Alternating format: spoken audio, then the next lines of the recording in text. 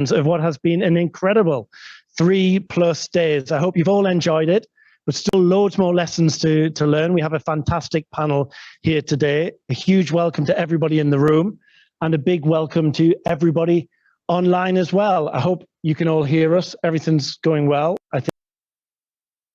Okay, let's get it started. So we have a fantastic 2 hours ahead of us here. We've got this panel first and then another fantastic panel to follow.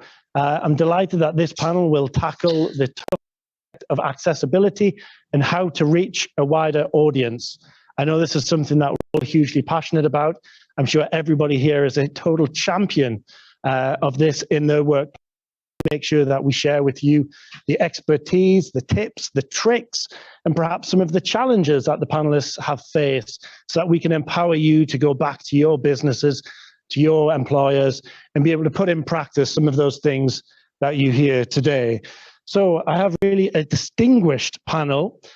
Delighted that we've got Louise Tarpy from HMRC, or His Majesty Revenue and Customs, Steve Nutt, founder and author of At Computer Room Services, and most importantly for myself, a much valued QuickBooks customer.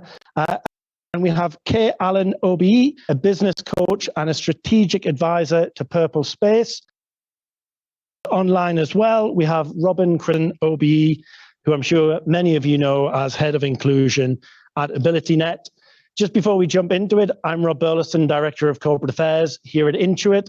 Some of you may know us better for our products in the UK market. We have small business accounting product QuickBooks, a marketing platform called Mail, personal finance app Credit Karma. Myself, I'm a white male. Everyone tells me when they see me in the flesh rather than Zoom, I'm much taller than what they thought I was. All sitting down at the front of a stage on 4 seats. So I tell you what, let's get this started. We've got 50 minutes, Louise. Let's get as much knowledge and information, everybody, as possible. So maybe if I can pass it over to you to kick off. You can, Rob, yeah. As long as you don't expect me to talk for 50 minutes, that's absolutely. So as Rob says, I'm Louise, head of external software integration, HMRC, which is a posh way of explaining that I work with third-party developers. We support them integrating with HMRC data. So a lot of the information that comes from accounting products, HMRC via the third-party products. I'm a white, middle-aged woman, shall we say, blonde, 5'2", wearing a green dress today. I'm going to start, if we can have the first slide.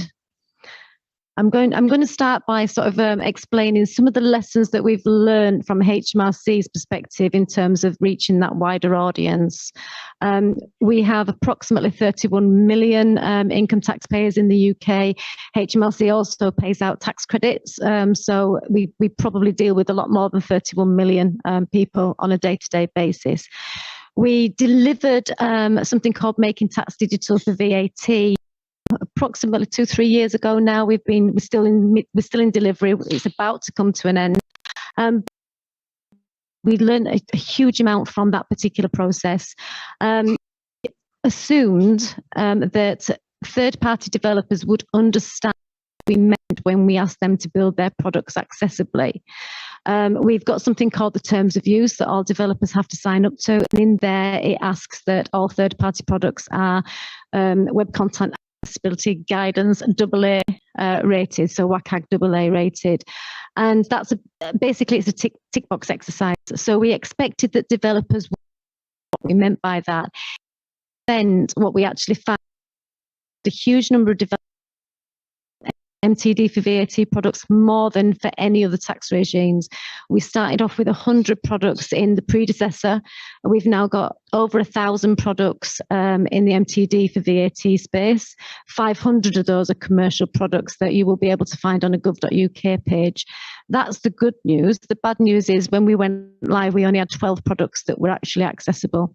And it was that made us think, oh, actually, there's something not right here. We need to work with the industry to understand why they're not making their products accessible. So that kicked off a sort of series of work where we've worked very closely with most of the main developers, QuickBooks, Sage, Xero. We're working with a lot of smaller developers as well to understand what they need from us to be able to make their products accessible. But what we found is that it's a retrospective piece. We've already got products out into the marketplace, and one of the big messages we want to get across is you need to start thinking about this early. You need to do this before you actually develop your products, because once they're out there, it's much more difficult to make them accessible. So we've now I think 32 products that are accessible, still a lot, but a lot of those are some of the products. So we're making inroads into, but we are, have you got my slide? Oh yes, behind. So we're making inroads into this, but it is slow progress. What we have done now, it changed our onboarding processes. We're having conversations with developers early doors. So as they're building products, we have those conversations early. We're also changing our terms of use so that developers have to answer a specific question that says, you have to make accessible. They'll answer yes or that. We won't force them to make their products accessible. There are lots of reasons why we can't do that. There are very complicated products out there, some very expensive products that have been in the market for years, very clunky on very old technologies, much more difficult for those developers to make their products accessible. We are encouraging very, very strongly that where you are building your product from scratch, where it's a brand new, then please do make it accessible. And we are seeing a lot of sort of green shoots there. You got the next slide. The key messages that we want to get across is when you're actually reaching out to a wider audience, it's not just about users, it's about everybody in the chain. So you've got from obviously HMRC, how we benefit from having accessible products in the marketplace. The developers, how they benefit from building accessible products, and then of course the users. And what we mean by users in HMRC is that could be a taxpayer, it could be a benefit claimant, or it could be an agent. So that it's be able to meet the needs of everybody. And really the message with this slide is that if we do this right, so from HMRC's perspective, and if anybody's wondering why I've got sort of that person there, it's because it's the nearest, it was character. I could see the looks from Hara, who, if you're not familiar, is our. So yeah, that's why HMRC like a middle-aged man. HMRC, if we get class tax administration. The more we can drive to digital, the more people can service.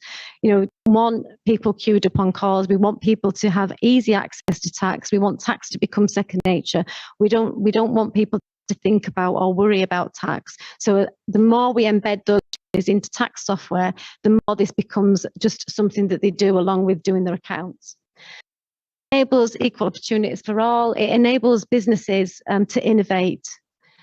It ensures that all of our customers are treated fairly and equitably, which is really important for HMRC and obviously should be important for everybody. It streamlines our tax functions for all tax. It improves the quality and the speed of the data that we're getting in, which is critical for everything that we do, making sure that we have the right amount of information at the right time. That makes sure that everybody gets paid correctly. It makes sure that all your tax liabilities are correct as well.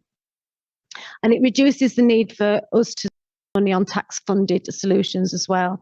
So what we're seeing in the marketplace is a shift towards using third-party software, because third-party software can do the entire business journey. So, you can do your accounts, you can do, but also why not? Why shouldn't you be able to do your tax in that software?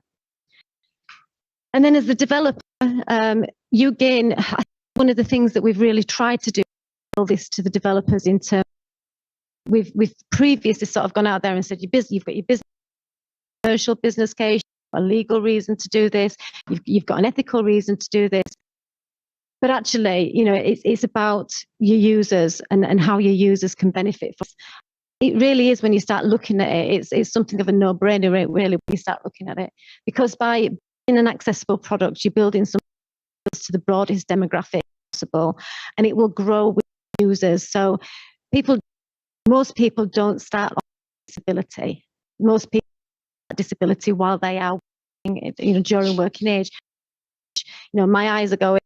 I've got arthritis, fibromyalgia, and things that I needed years ago, and not the things that I need now. So if my product can grow stay with that product, loyal to that product, it helps you stand out from a developer, because, as I said, we still have not that many products out there that are fully accessible. So if you're on a page with 500 other developers, one of the ways you can stand out is by being an accessible product. Build reputation and branding. Seeing that happen a lot with a lot of the major Google, Microsoft, Apple. Accessibility is something that you can build your reputation. Ethical consumerism is definitely hate, I think. It helps you meet your legal obligations, of course it does, but that shouldn't be the only reason you do this. I think one of the things that we learn is that a lot of developers are aware that this actually is a requirement of the Equalities Act, that you should be building things that are accessible. It obviously means that you're treating all of your users fairly and equitably. And of course, it will reduce your overall cost to serve, because you're not having to do those very expensive exceptions. You're not having to have specialist helplines, because everybody's the same product. And then, of course, finally, from the end user's perspective, they're treated fairly, they're treated equitably. They're feeling listened to, they're feeling valued. Self-serve their tax obligations, reduces their administrative burdens. They're able to send accurate data to HMRC, which, as we've said before, benefits us because we're doing accurate tax liabilities, we're paying out accurate tax credits. It helps them focus on their own growth and innovation of their businesses. Why shouldn't everybody have the same opportunities to grow their businesses? It makes sure that we can pay out timely benefits, and it makes sure that they have parity with their peers. And I think in an accountancy world, and what we're seeing more and more, is it means that they can use the same product as their agents. So that digital links that we need for making tax digital, much easier if actually everybody's using the same product. And with that, I'll pass it back over to Rob. Brilliant. Thank you so much, Louise. And I have to say that HMRC truly are a front runner in accessibility. The passion that HMRC speaks about accessibility and really enthuses the software community is really great to see. Now, just moving on, Louise spoke about the end user as one of the key cohorts. Absolutely, it is a priority for us at Intuit to make sure that our products and services are suitable for our end user. Now I'm going to bring in Steve, a QuickBooks customer. I know you've been on a journey, Steve. I'd love to hear a little bit about how you found technology developing over the last several years, but also what you would love to see going forward. And I will hold my microphone in front of you so everyone can hear. Hello, TechShare. Hello, everyone. I'm Steve, and I'm totally blind, have been from birth, so I don't have sight loss because I never had it. So, so I don't miss it. So the impact of sight loss is negligible because that's how I was brought up. So my software journey started in 1980, and I was on CB radio, believe it or not. And I was saying, I wish I could use their computers just like them sighted people. And somebody heard me on the radio and said, can we interrupt? And I said, yeah. And he said, I'm Chris. I'm a computer hardware engineer. I work at British Aerospace. How can I help? So he taught me how to program and various things like that. And we're still friends now, and he still repairs hardware for me and things like that. Brilliant engineer, taught me all, pretty much all I know about computers. And that's where I started. And so then I got screen readers. We actually were working on a Texas TI-99, and Chris wrote me a screen reader in those, which was amazing because nobody had screen readers in those days except the occasional computer like the Apple II. So that was amazing, and I had a screen reader. And then I had a screen reader called Window Eyes, which was from GW Microsoft. Fantastic. Migrated to Jaw. I had a screen reader, and then there used to be in the old days web special programs to access the web, like Webby and like WebSpeak and things like that. and I didn't really like them because we didn't access the web in the same way that sighted people do. But now we're using Chrome and we're using Firefox and we're using Microsoft Edge just like everybody else, because Google, Apple, and Microsoft have done a great job of accessibility, as have HMRC. Thank you, Louise, as well. And so then just a quick mention of QuickBooks, because I had a fantastic experience of QuickBooks. In 2016, I started with QuickBooks and I met Ted Drake, and we batted back and forth because QuickBooks wasn't as accessible as it could have been. It was difficult to use in certain places and things like that. And we gradually fixed things over time. And I like to think that I helped QuickBooks out in that way, because QuickBooks is so accessible now and it's really nice. And thank you, QuickBooks, for doing that. And so really, I suppose that's my journey with kind of software. And now we've got to the stage where phones, such as Android phones and iPhones, can be made to talk just by a sequence of gestures or taps. So as a blind person, you can completely set them up without sight. And that's really amazing. And that's really good. And so the journey's really good.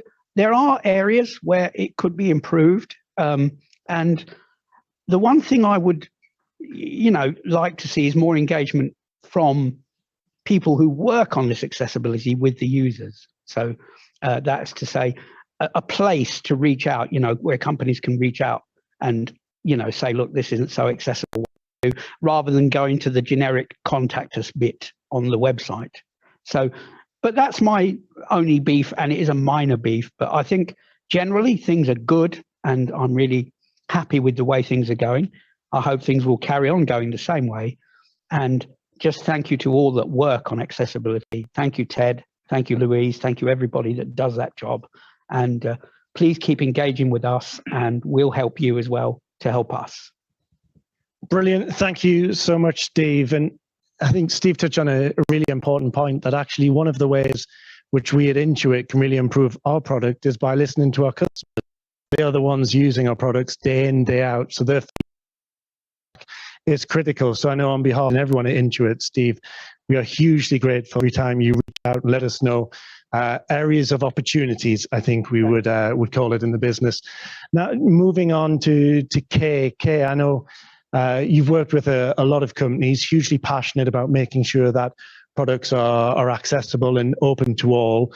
I think one of the challenges that we'd love to discuss today is around the business case and how you sort of build and develop that business case out so that you can make sure that you're taking your board along with you on the journey and that commitment is brought in from the top. I'd love to hear a little bit about your thoughts and perspectives and experiences on building out those business cases. Thank you. Yes, no, I'm delighted to be here this evening, and I've been around a long time. And for those who are looking, I'm like Louise, older lady now. My hair's gone naturally grey as a result of lockdown, and I'm wearing a purple dress, fully on brand with purple space. But yes, I would just like to offer some provocation really this evening. So back in 1995, I was thrilled and proud to be one of the United Kingdom's very first disability rights commissioners and championed Part 3, which brought in all the stuff that Louise has been talking about. So I do have to ask the question why in 2022 we're still having that conversation. I find it a little frustrating. So I want to just offer that provocation now. How do we speed this up? Because in another 25 years, I hope that we've nailed this. And as Louise said, so there was that legal case with the DDA and now the Single Equality Act. We've obviously got the moral case. In my world, it's just right that we understand full inclusion, whether that's accessibility, inclusion, usability, or inclusion in employment. But as Rob said, there is the business case. Well, this is where I think organisations are going wrong on the business case. And I've worked for Sky, Royal Mail, I've worked for B&Q. We put the over 50 strategies in B&Q to really command that ageing pound. And I had the privilege of knowing Steve Nutt 15 years ago, who helped us get audio description on Sky and the electronic programme guide. But the challenge when you're talking to a CEO and a board level director is DI managers tend to talk in silos. Here's the business case for retention, here's the business case for talent, here's the business case for customers. That's a little old school now. and I'd like to challenge everyone to think about where the future's taking us. The future in business now is about integrated reporting. It's about the ESGs. It's about economic, environmental, social, and governance. And that integrated accounting needs to drive different behavior. And where I think the why is and how you convince your board, your CEOs and your chairmen to do this is you need to look at value creation, which is a much bigger issue than just talking about the legal case, the moral case and the business case. But how do you create real value for your company? So I'm just going to try and bring that alive with you with an example. If you look at Procter & Gamble, they have a visually impaired colleague called Sam Latif. Sam's a mum, and she was really struggling with just doing the washing. How do you tell the difference between the washing liquid and the fabric conditioner and get it in the little drawer in the washing machine? So she went to the scientists in Procter & Gamble, and they created the aerial pod. Open your washing machine, throw your pod, shut your door. That the fastest selling product, the most profitable product for Procter & Gamble. And that came, as Rob said, was the power of listening to an employee in that respect. And what Procter & Gamble have now done is created really powerful employee resource groups. They bring together people with disabilities in the organization who are employees. And those employees are also their customers. And if you look at what they're doing around value creation, it is phenomenal.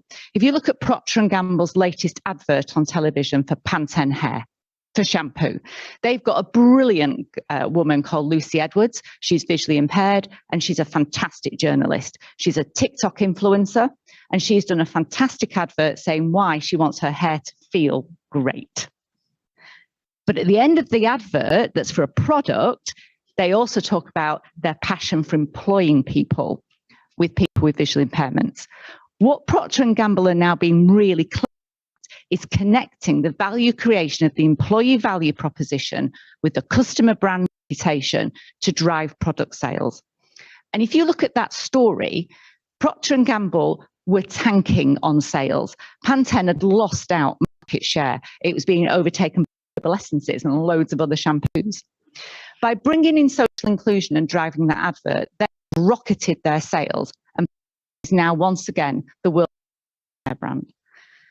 What have they learned from that? If they've got people like Steve working for them, how do they pass on that intelligence and how do they reach out to their customers?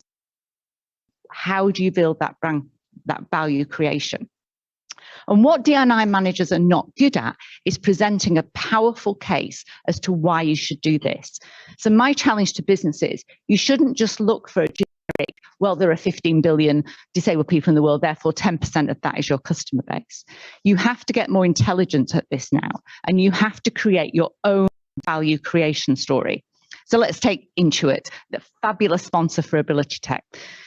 You know, if you look, Steve is a customer of Intuit and HMRC needs more data and Intuit wants to be able to get more disabled entrepreneurs to buy more QuickBooks. But do you know what we don't have data on? We don't know how many disabled people run their own small business. And what I would like to see now is a change in narrative. I want to stop, whether it's the UK government or anyone else, seeing disabled people as a beneficiary of society, taking down tax credits. And if you Google right now, disability and economic contribution of tax, you don't get any positive stories. What you get is how to claim your benefits back, how to get support, how to get help. I want to change that narrative. Purple Space wants to change that narrative. What we want to be able to demonstrate with powerful evidence is how disabled people positively contribute to the economy, the global economy, the UK economy. If Steve Nutt runs his own business and employs people, and the speakers on the panel later all use QuickBooks, wouldn't it be awesome if QuickBooks could capture that data and feed that to HMRC and DWP and say, this is the power, the true power. We talk about the purple pound. We know from Rick Williams' fantastic report called the click-away pound, how many times 75% of disabled people have walked away from spending money in a shop, in a restaurant, online, because they can't access the website. To me, the why is just obvious. Business, no matter whether you're a B2B or B2C business, you have to get more clever now at understanding what is the value creation story for your business, Don't go and copy somebody else's best practice. Do your research and create your business case, demonstrate it. And of course, the business case will be, we don't want to break the law. Of course, the business case is, it's morally right to do this. And of course, the business case will be how many customers and growth you can get. But just as when I worked at Sky, value creation of putting subtitles on Sky News and being the first rolling news that Sky 100% subtitles, wasn't just about deaf people. The biggest sales were to the home country that had Sky in reception that turned the volume down and put subtitles on so you could sit and read Sky News whilst having your copy of reception. When I was Q, when we widened the aisles and made B&Q accessible, yes, I did it for wheelchair users, but it made it absolutely brilliant for customers pushing trolleys round and mums with buggies and all the rest of it. When we launched Sky News with the subtitles, the biggest user of subtitles was the Asian community where English wasn't the first language. I'm going back 20 years now, but it was about how different people use those access features. And Steve was talking about, your iPhone. I use Siri all the time because I've always got gloves on. I'm always with my horses and I can just talk to my phone and say, hey Siri, what time is it? So the access features should be taken as a value creation that make life better for everybody, and every company will have a really unique, cool reason for your value creation story. So my challenge is for businesses to up their game, look at integrated reporting. How do you build this value creation into your accounts? Because no longer will you be doing a separate corporate social responsibility that might have a few nice bits of data in on disability. You're going to have to show it in your accounts. Because do you know what? Pension investors, your stakeholders, they're looking at that figure now and they're making their decision to invest in corporates based on the new ESG reporting. So how smart are those companies going to be? And are they going to be clever enough to listen to people like Steve and to listen to their own employees? Because companies that have got powerful employee resource groups are the companies that are winning in this space. Brilliant, really fantastic, Kay. Thanks so much. Value creation, but then also looking at what kind of business you want to be, what kind of brand you want to show externally. It all fits into that bigger picture. Let me please hand to Robin. Are you there, Robin? I am. Brilliant. Thank goodness. You disappeared from our screen for a second there, but you are back. You're on the screen in front of the now. Robin, I know AbilityNet's really led live in terms of not just developing the business case, but also, as Kay was talking about, making sure that accessibility is part and parcel of that value creation of a business. I'd love to hear your thoughts on perhaps when we spoke last year, what has happened in the last year? Have we moved far enough? Have we moved fast enough? And where would you like to see us go between now and maybe when we all join again this time next year? Brilliant. I just want to say how amazing Kay's idea of, the concept of value creation and how she's put that forth there as being a really, really powerful core of the business case. I think that's absolutely brilliant. So how far have we come in the last 12 months and where are we going? Well, this is a brilliant question. I think that as far as the shift that we're seeing at AbilityNet, it's that organizations are moving away from being reactive and taking an ad hoc approach to accessibility right across all the things that they're doing internally and in a customer-facing capacity as well, and moving towards a more mature approach to accessibility. So I'd like to be able to say that the future of accessibility is about artificial intelligence. We were talking about Siri and how smart our devices are these days. And certainly at lunchtime, I hosted a brilliant conversation with Christopher Patno and two other amazing guys at Google about, we had a really good conversation about AI and what part that might play in making content more accessible on the end user's side of things, and also in being able to check for accessibility. Because at the moment, if you run an accessibility checker over a web page, for example, the vast majority will be flags that you will have to manually follow up with a certain amount of knowledge, because the AI built into those checking tools don't know anything about JavaScript, for example. So I'd love to be able to come back in a 12-month or 24 months time and say that AI has really helped there. It's going to be a long time before AI will completely solve the problems on the end user side of things, so that websites and apps don't need to think about accessibility. Hope that day actually never comes. I think, as we've heard in so many sessions over this conference, doing things accessibly actually benefits every single user. So we don't want to have a mediocre website or app layer on accessibility for the end user. We want to make sites that are going to be really good examples of best practice when it comes to digital inclusion, inclusive digital design. But getting back to embedding maturity, so you might have heard of maturity models. We did talk about them briefly, I think on a number of sessions, but certainly this morning on what the world thinks of accessibility, the reporting back of the survey results that we undertook. Because this idea of embedding maturity is absolutely vital. Louise was saying about shifting left, and that's key, because accessibility should not be considered later in the stage of, in the life cycle of a project.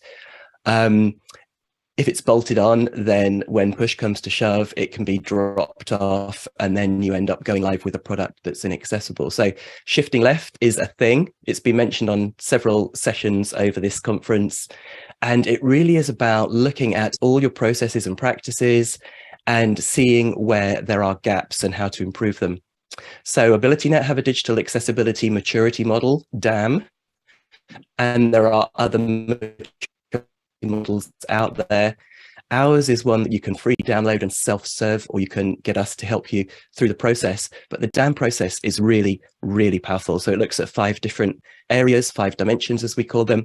The vision of the organization, we've heard a lot about that in the conference this week. The leadership, the important role of leadership, capabilities of the teams, etc., processes, and also procurement. And procurement is, it's part of processes, but it's separated out because it's such an important area. It really is so key to the whole idea of having inclusive products, because not that their own, they buy them in, and that's absolutely key for the employee and customer experience as well. So the maturity model, it looks across these different dimensions, and there are lots of what we call success criteria, very specific guidelines. Have you got the right tools in place? Have you got the right documentation? Have people got the right, descriptions in their job descriptions of what they should be doing for their particular role, etc. And then you can rank yourselves on a scale of 1 to 5, where 1 is pretty wobbly, ad hoc, through to 3, which is like everyone knows what they're doing and there are proper resources, etc., to help people do that, right up to level 5, where you are a best practice organization and you're actively involved in reaching out to other organizations to help them and participate in networks and that sort of thing. I'll just mention a couple of really key areas. One is having a champions network within your organization, and that's been covered in many sessions this week. There was a session earlier today called Developing Your A11Y Teams, and I'm not sure if people have, we've explicitly called out what A11Y stands for. Yes, it stands for accessibility, but what's that 11 doing in the middle there? Well, that's taking out 11 letters between the A and the Y. So it's like a shorthand. And in that session, they were talking about the importance of a champions network within organizations of any size, particularly within larger organizations. And in some organizations, they're called champions. In others, they're called ninjas. In some, they're called allies because, A11Y. So that's quite cute as well. Heather at Skyscanner was talking about the importance of, the power of their accessibility network and how being such a large organization to split it up into specialists. So there's a central pod, and then there are lots of spokes with other pods on the end, but all of the pods and all of the spokes are feeding into one central resource. And, there's passion and the sharing of ideas and regularly scheduled meetings, etc., so that you can share expertise. They are documenting all the things that they do, how they do them, who does them, and what tools they use, so that everyone can benefit from that documentation. And if somebody leaves, the expertise doesn't go with them. So that's really, really important. And then other companies that have done the DAM process, Unilever, for example, things that was identified for them was a central accessibility resource. So they have created an accessibility hub, and that's proving massively useful for being that central resource for all of that information, all of that expertise, something that a champions network, for example, would feed into. So that's, I'm hoping, what the future of accessibility will look like within organizations. Our ultimate goal as a charity is to become redundant, completely redundant. Everybody knows what they're doing.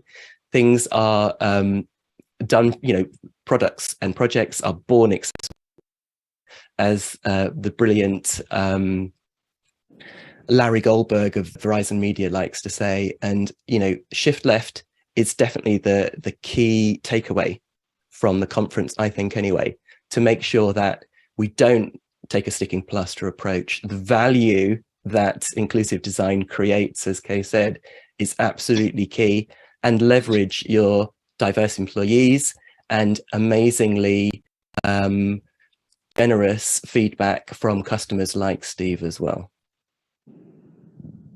Fantastic. Thank you so much, Robin, and what a brilliant overview. And it sounds as though the past 3 days have been pretty brilliant with those that you've just.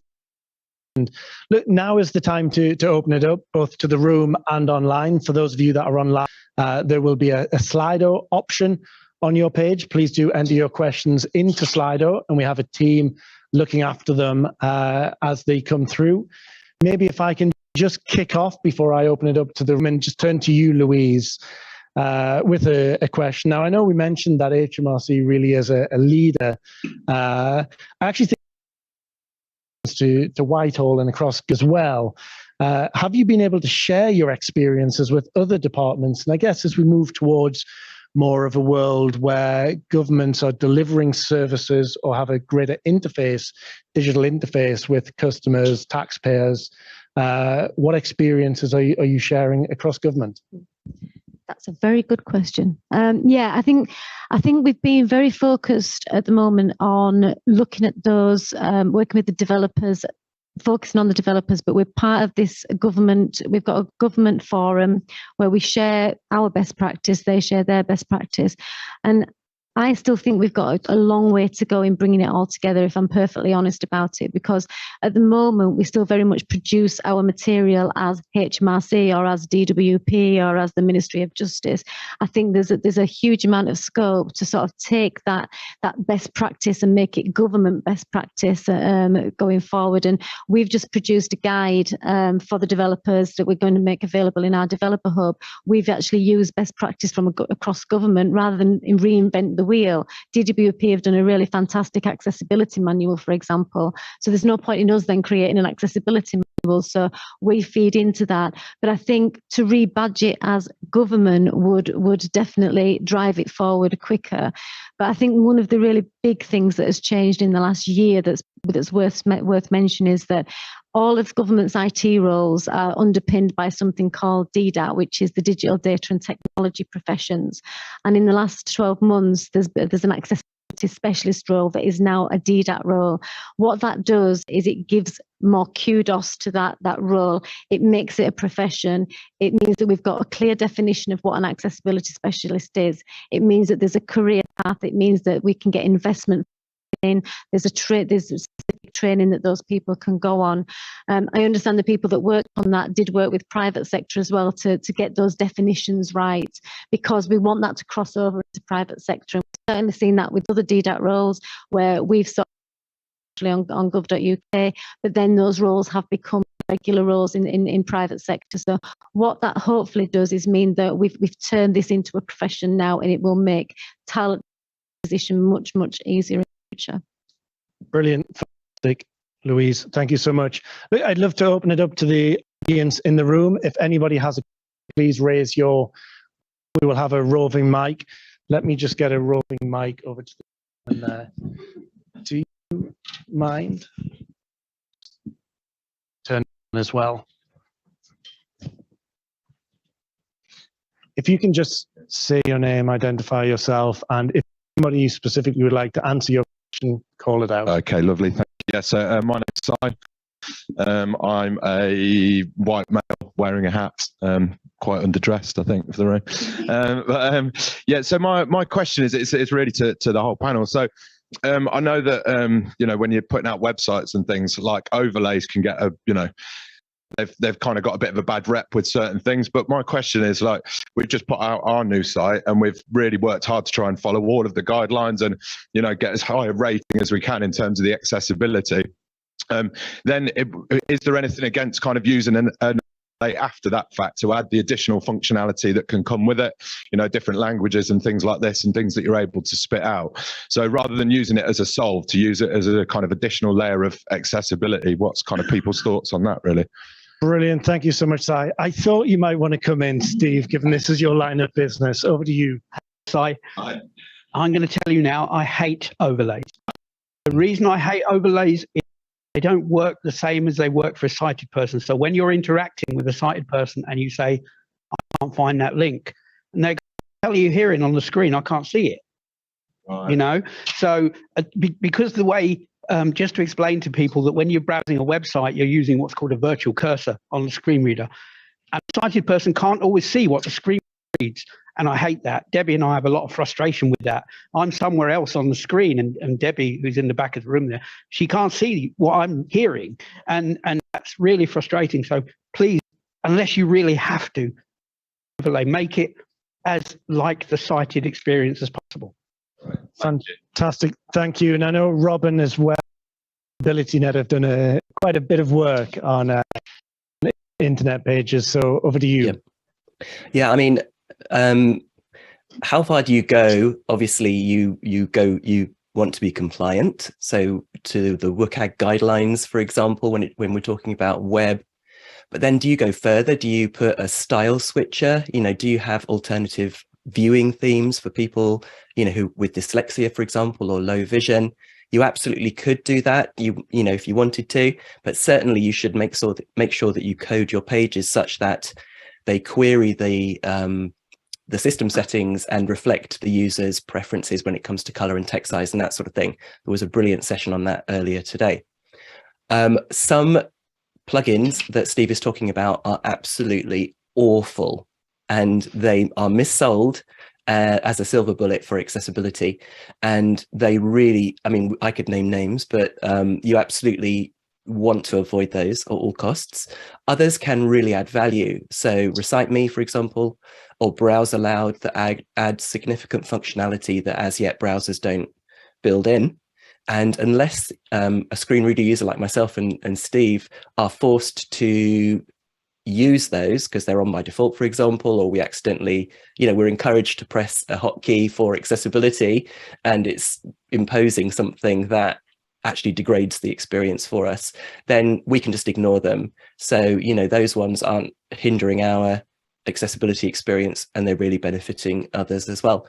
So by all means, come to AbilityNet or other specialist organizations to get our take on which ones might be beneficial for sites to include. But certainly there's a lot of scope in the AAA, you know, extended guidelines support or compliance.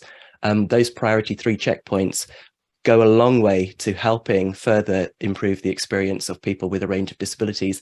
I know everyone's shooting for AA, and that's a big enough ask, but there's a lot of wealth in the priority 3 checkpoints that will go some way towards enhancing the experience without having to go to third-party plugins too. Brilliant. Thank you, Robin. Go for AAA off, is the message. Yeah. Very good. Let me open it up to the audience. Any more questions in the room? That's one that's come in from online then.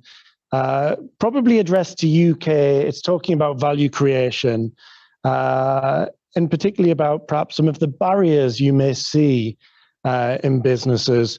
What are the biggest barriers you've seen, but also what are your tips and tricks to overcome those barriers? I think the biggest barrier is always getting the C-suite to really understand why they're doing this and take it away from the job of just being the no disrespect to the D&I managers, but it really needs to be elevated to those chief executives. And as I said before, you need to be able to articulate your value creation story better, because if you go into a CEO and say there's X number of disabled people in the UK and therefore that's the business case, they know that that won't exist. So you have to have a better conversation at C-suite. That's the first barrier, because if the CEO isn't going to back this, you won't get the budget, you won't get the behavior change, and you won't get the commitment. And the biggest barrier I see is that retrofitting something goes in the too hard to do box. If first time, this idea of shifting to what's going to remove some of that barrier. And I think the third barrier, to your point, it's not about the standards for me or whether you're AAA or AAA. Usability. That's where I would always go. I don't care whether I'm legally compliant or not. I would turn to people like Steve and say, can you use it? I've been in the Ofcom board meeting all day today. I know that the telecoms industry is moving their customers towards the app. So if you're with a telecom provider and you want to buy more data, look at your bill, sort your data out, you're going to have to go onto your app, whether you're Virgin, 3, BT. Do you know what? They might have nailed their web accessibility, but they haven't transferred that learning to the apps. And now we're having the same conversation that we had 6 years ago with web accessibility. Your app isn't as good as it should. Why are you not talking to people like Steve? And why have you launched an app without usability? One of the biggest barriers is there are amazing people in this country. You know, AbilityNet, brilliant. Steve, fantastic. You've got your own brilliance in those employee resource groups. Why are we not doing more user testing before anything's launched? So my advice to you is user test it. That's the barrier. Shift left and get your CEO to really understand this, not give it lip service. Brilliant. Absolutely. Just adding to Kay's point around the C-suite. I think one of the reasons why HMRC is now at the forefront of this is because we've attached that champion role to our C-suite. So Daljit Rehal, who's our Chief Digital Officer, is also our disability champion. So because of that, he's the IT expert as well. He's got that expertise and that insight, and he's able to take that. So now we have sort of missives coming down from his office that says we are not accepting any PowerPoint presentations unless they're accessible. So I think by actually elevating it, as Kay says, and giving them that role, then they get the insight as well. Not to say that we need to do away with diversity and inclusion managers, but I think Kay is absolutely right. I think they have to live it, and we have to, and that's I think that's one of the big changes HMRC has done that has really worked well. Brilliant. Very clear. Get the C-suite, get the CEO involved. Robin, yes, sorry. Yeah, just very quickly to reiterate that it's certainly one of the key success criteria in the digital accessibility maturity model. But also Caroline Casey, if you've missed Caroline's session from earlier in the week, she is absolutely brilliant. Talk about hearts and minds. She'll make you cry. So if you are having difficulty getting buy-in at the C level, then point them at Caroline's. There are lots of videos of her online or at the session that she did earlier in the week. Absolutely dynamite, you know, the valuable 500, making sure that it's a standing item at C level on their agendas, because it's that important. It's key. You know, this is a digital first world.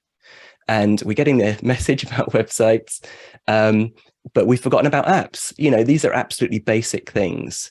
So it shouldn't be factored out of any of our thinking. It should be a standing item on everyone's agenda. It should be business as usual. Brilliant. Thank you, Robin. 2 quick questions. I know we've got 2 minutes. So quick one for you, Louise. Is there a link for DDAS? DDAS. Yes. DDAS, yeah, sorry. Share that, yeah. It's at gov.uk, but actually just go onto Google. Browsers are available. Just Google UK DDAS and technology, and it will find it straight away, but we can share a link to that, absolutely. Okay, brilliant. And then maybe if I turn to the other 3 panelists very quickly, same question for all of you. Which accessibility enhancements are most useful for a page to have? The question goes on to say sort of text size. What else? Love to get your second take. Steve first. I don't know, really. I would say, again, and I'm not getting it overlays, but I want it to be as similar to the experience of somebody that's sighted, so that we can communicate with sighted people if we're in trouble and say that bit on the screen. That's the really thing I want. Websites are difficult enough, but when you've got a virtual cursor and it doesn't highlight where you are, that's the real thing that I would like to see, is more collaboration, so that accessibility, while it's great, we need to work with sighted people as well. Brilliant. Thank you. Kay, your big ask. User testing, that would be my big ask. User test it and user test it again. And because somebody with a hearing loss, somebody who can't use the mouse, somebody with a learning difficulty, somebody who needs different color contrast, they've all got different uses. So what we've been saying to the developers in the mobile industry today is you've got to get some powerful user testing going on. And you can't just keep asking disabled people to do this for free and use your customers. You need to set up proper customer focus groups. You need to pay them for their expenses, and you need to have powerful employee resource groups. And you need to give those employee resource groups a budget, a proper chair. This is what we do at Purple Space and Purple Light Up. And I want to see the economic empowerment of disabled people across the globe. And we want to celebrate that on the 3rd of December for the UN International Day. So I hope everybody on that day, a little plug for Purple Light Up, love the purple hair, I approve. You can wear your and shout with pride that disabled people have a powerful role to play in our society. Brilliant. Thank you, Kay. And final word, over to you, Robin, for your big ask.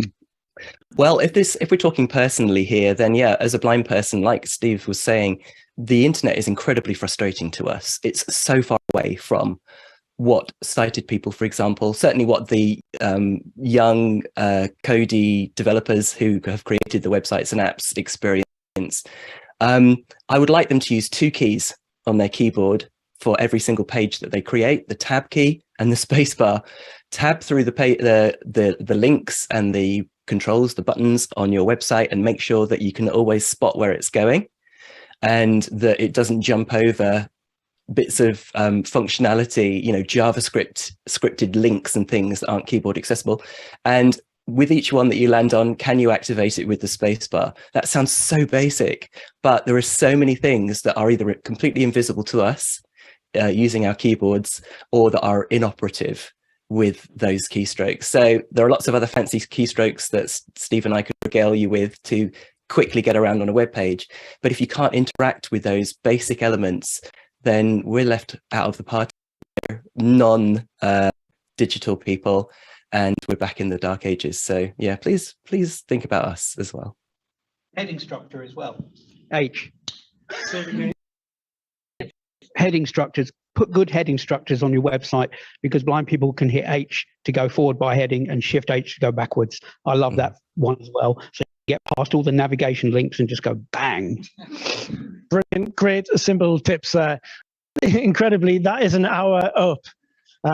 Please don't go too far. We have another panel coming up very, very soon. But can I give a huge thank you to Louise, Steve, Kay, and everyone in the room and online. Thank you so much.